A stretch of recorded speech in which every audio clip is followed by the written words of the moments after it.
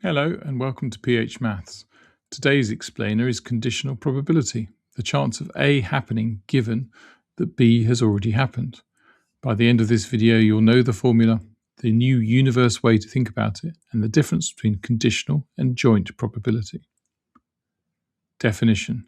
The probability of A given B is written the probability of A given B. The formula, probability of A given B equals the probability of A and B divided by the probability of B.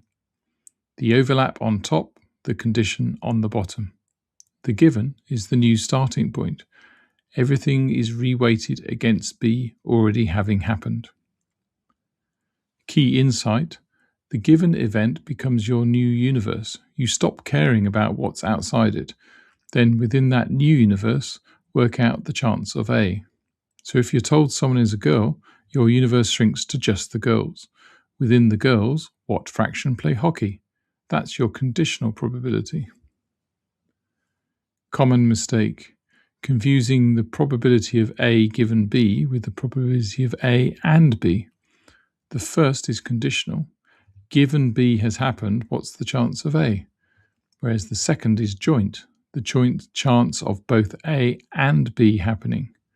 Different concepts, different numbers. Read the wording carefully.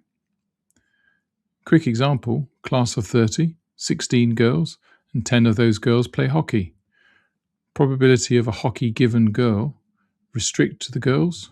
So within the 16 girls, 10 play hockey. So the conditional probability is 10 over 16, which simplifies to 5 over 8.